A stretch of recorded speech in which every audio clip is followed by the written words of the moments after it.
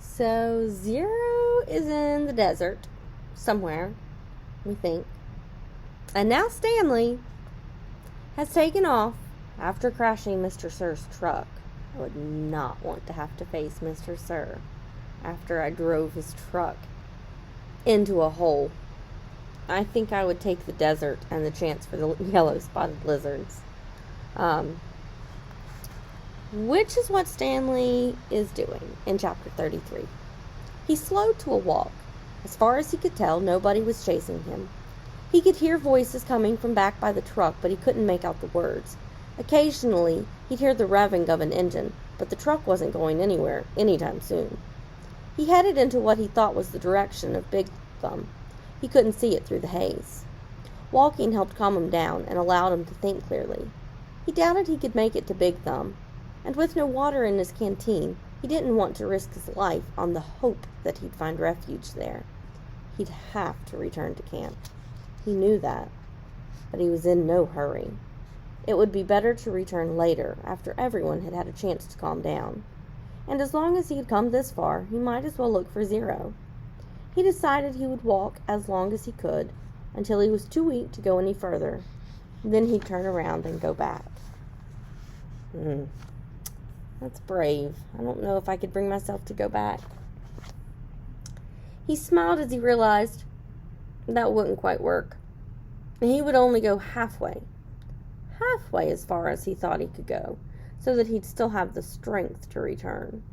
Then he'd have to make a deal with the warden, tell her where he found Kate Barlow's lipstick tube, and beg for mercy. He was surprised by how far out the holes extended. He couldn't even see the camp compound anymore, but he still kept passing holes. Just when he thought he had passed the last hole, he'd come across another cluster of them, a little farther away. Back at the compound, they had dug in a systematic order, row upon row, allowing space for the water truck. But out here, there was no system. It was as if every once in a while, in a fit of frustration, the warden would just pick a spot at random and say, "Well, what the heck? Dig here." Now, if you're reading from home, the author did choose to use a word here.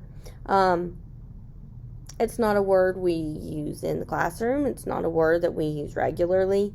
But the author made used some artistic license here, just like Bob and Ivan talked about in The One and Only Ivan. They talk about artistic license. The author used artistic license here and chose to use a word to express how the warden was feeling and to add to her character, because we know that the warden is not a particularly nice or friendly or well-behaved person. So the warden said, "What the heck? Dig here." It was like trying to guess the winning numbers in a lottery. Stanley found himself looking down into each hole he passed. He admitted to himself what he was looking for.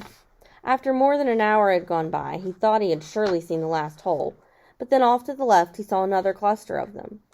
He didn't actually see the holes. He saw the mounds of dirt that surrounded them. He stepped over the mounds and looked into the first hole. His heart stopped.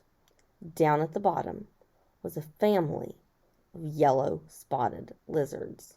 Their large red eyes looked up at him. He leapt back over the mound and ran. He didn't know if they were chasing him. He thought he might have seen one leap out of the hole. He ran until he couldn't run any further, then collapsed. They'd come after him. They hadn't come after him, He sat there a while and caught his breath. As he got back to his feet, he thought he noticed something on the ground maybe 50 yards away. It didn't look like much, maybe just a big rock. But in a land of nothingness, any little thing seemed unusual. He walked slowly toward it. The encounter with the lizards had him very cautious. It turned out to be an empty sack of sunflower seeds. He wondered if it was the same one Magnet had stolen from Mr. Sir, although that didn't seem likely. He turned it inside out and found one seed stuck to the burlap. Lunch. Because he ran away before he had a chance to get his water canteen filled up, and before lunch. He hasn't found Zero. He did find a hole full of a family of yellow-spotted lizards. But I am very thankful that they didn't jump out and bite him like they did Catherine Barlow, right? So I guess maybe he did have a little luck on his side there, didn't he? Maybe that's a turning point. He's out there trying to help Zero. I wonder if him helping Zero is going to have any effect on his luck or his life, because he seemed to have pretty bad luck up to this point. But now he's out there searching for Zero, and he runs into these lizards that are so feared, and they didn't do anything. We might have to come back to that idea as we continue reading. Next videos will be posted. Head on over and watch them.